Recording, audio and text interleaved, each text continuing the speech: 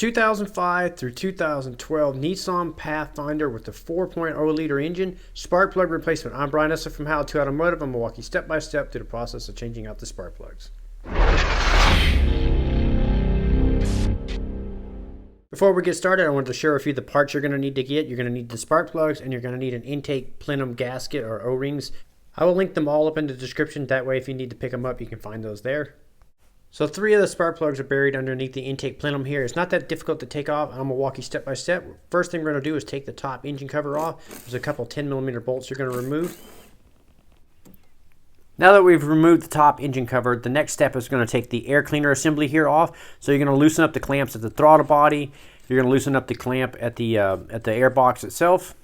And just above where it says Nissan on the plastic cover here, there's 2 more 10mm bolts we're going to remove right here. Now that you got the clamps and bolts removed, there's going to be a vent line right here that we need to pull off. So you're going to need a pair of pliers to squeeze the little clamp and pull off the vent line right here.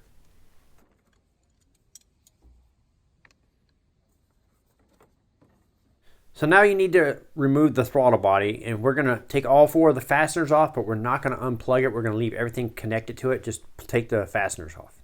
So you're going to need a 5mm Allen socket to remove these fasteners. So there's 4 of them in total. And I'm using a little impact tool here to make the job quicker. You can do this all by hand. Impact tools are not necessary, but they make life easy. Along with the parts, I will link up the tools in the description of the video. That way, if you need to pick up any of those or need any of those, you can find those links there also. Once you get the throttle body unbolted, you can just let it rest down here. You don't need to do anything. Don't disconnect anything. Just let it rest right here.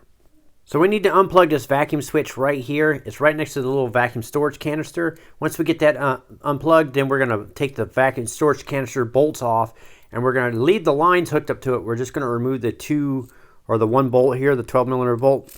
And once we get it unbolted, then you're just going to take the bolt and put it back into the where it went, and you can just flip this out of the way or over here like that. Now that gives us access to the bolts underneath. At the back of the intake, the wire harness is held down with these little clips here. We need to squeeze these little clips and push it towards the firewall right here and right here. So there's additional wiring and stuff attached to this metal bracket. Instead of trying to unplug all that stuff and pull it off the bracket, it's easier to just take the 2 10mm bolts here and here, remove those, and then we can push this whole bracket and wiring harness towards the firewall and out of our way. And to do that, I just used a short extension with a 10mm socket and a ratchet and cracked those 2 bolts free and spun them out. Now that you got the bracket unbolted back here, you can push it back towards the firewall. You're going to follow it around right here, and there's another catch right here where it's held onto a metal bracket.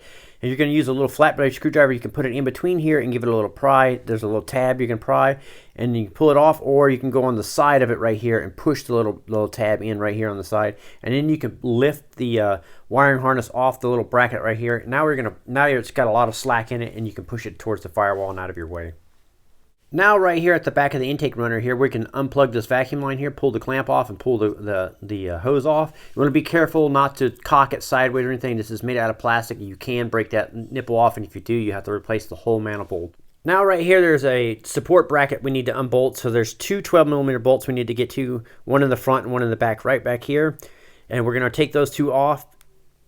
Now that you got the support bracket unbolted, we're going to unbolt the manifold here. And to do that, there's going to be 7 fasteners you need to loosen up or take off. 1 here, 1 right here, going straight down, 1 over here to the left, back and forth. It's kind of left and right until you get all the way in the very back. The back one here, you have to push the wiring harness towards the firewall to get to the bolt. So there's 7 of them in total. I'm going to use a little impact tool to make quick work of this. So these fasteners are all 12mm. Most of the bolts, once you get them unbolted, you can reach down with your fingers and just grab the fastener and pull it up with you. If you have trouble or your hands are too big, you can use a magnet, like a pencil magnet, and grab the bolt or nut and remove those.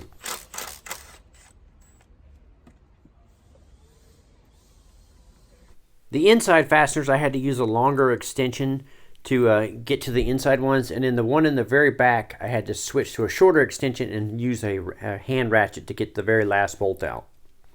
So once you get all the bolts out, all 7 of them removed, there's going to be a few other hoses and lines we need to disconnect. So the first one is right here at the front of the throttle body. So I'm going to take this hose off right here at the little metal pipe. I'm just going to use a pair of pliers and slide up the clamp. then you can pull the hose straight off.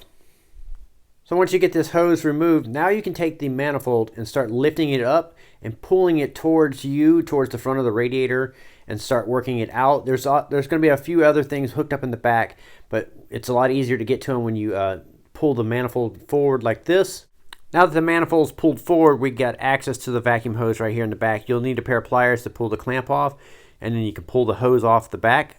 Once you get this hose pulled off and removed, now the manifold should be free and you should be able to lift it straight up and out of the vehicle.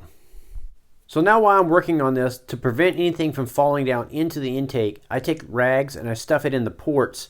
I also take this time to wipe down any debris that may be on the intake ports and go ahead and wipe that off.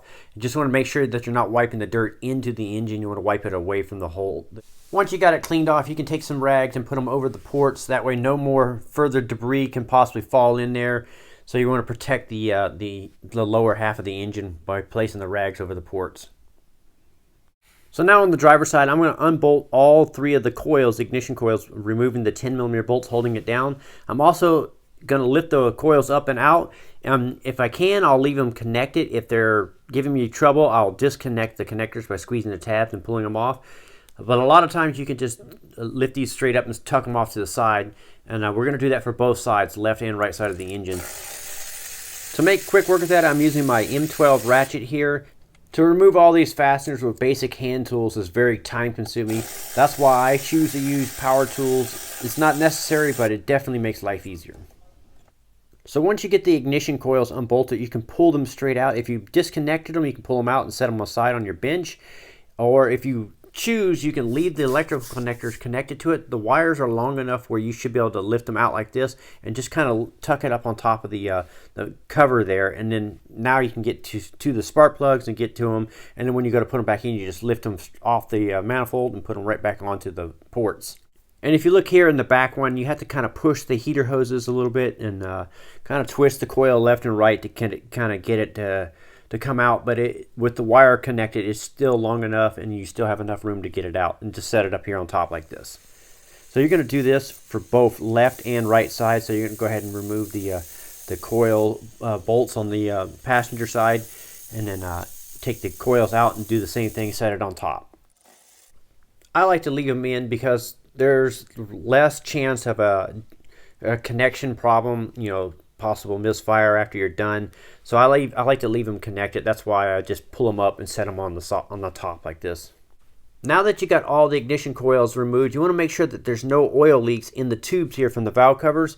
If that seal around the valve cover is leaking, it'll fill up the tubes with oil, and you'll have to take the cover off, and actually you'll have to replace the cover on this one. Those tube seals are not serviceable, so you'll have to actually buy new valve covers and clean all that oil out. But luckily for me, this vehicle is in good shape, pretty low miles. So now I'm going to use a standard 5/8 socket with about a 6 to 8 inch extension here, and I'm going to crack all these loose by hand. I don't use power tools when I'm cracking them free. I always crack them loose like this by hand. If you use a power tool to break it free, a lot of times it can pull the threads, especially if they're using aluminum heads on a lot of vehicles. So on all these fasteners, I take them out by hand. Once I got them cracked loose, then I can switch over to a power tool like this ratchet here and slowly take them out.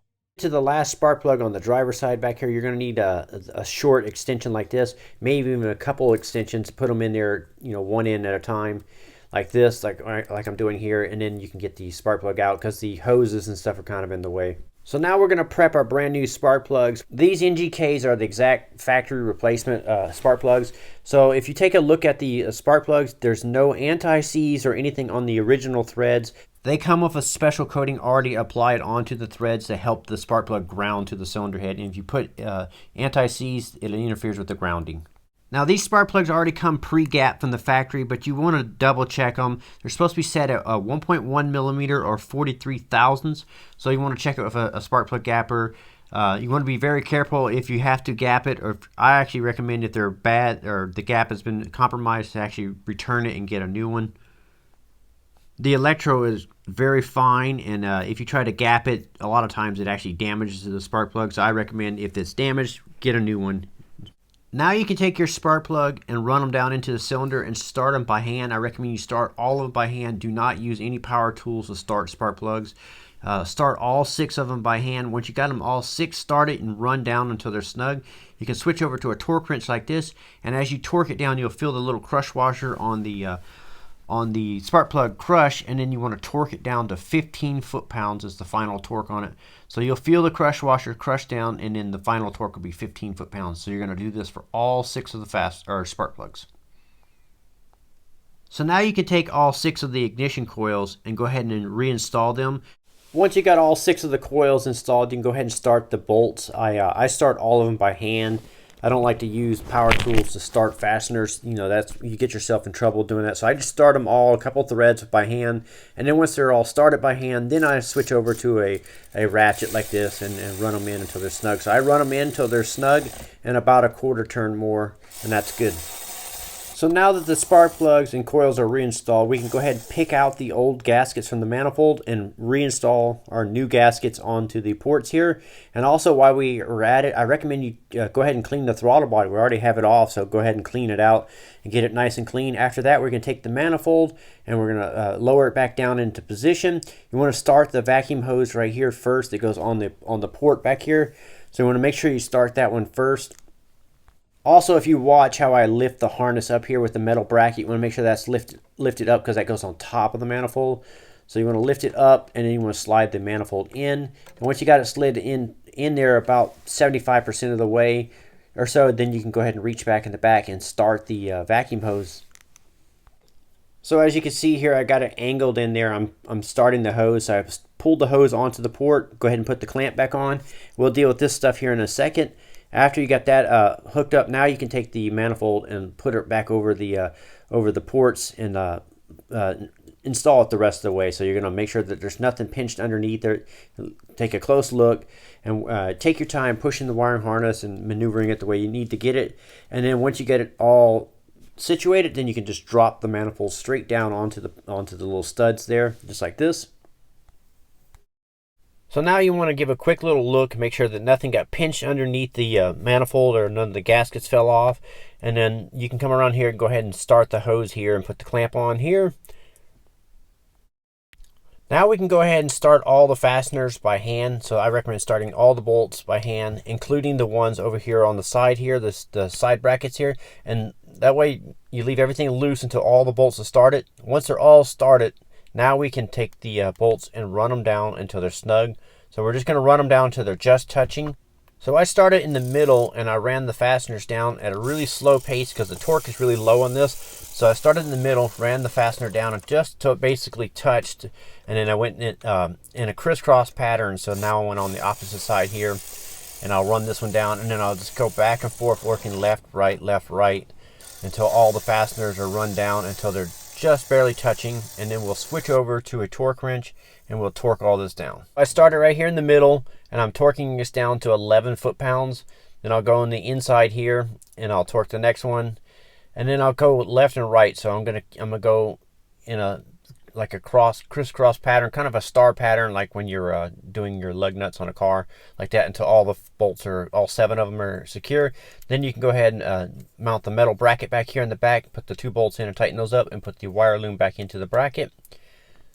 Now that the wire loom's secured there, I went on the opposite side here and I made sure that the wire loom, I put the hose on here, and then I followed the wire loom down and put it back onto the bracket here that it mounted on. Then I would follow the manifold up to the front and tightened up the 2 support bolts here. And then after that, we're going to hook the hose up here.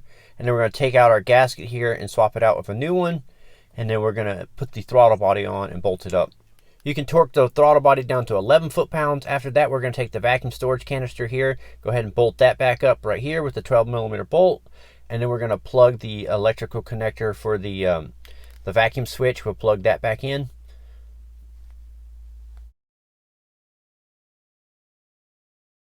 Now we're going to bolt the air cleaner assembly up. There's 2 bolts in the back here that bolts up, the vent line right here, and then the 2 clamps on the throttle body and on the air box itself.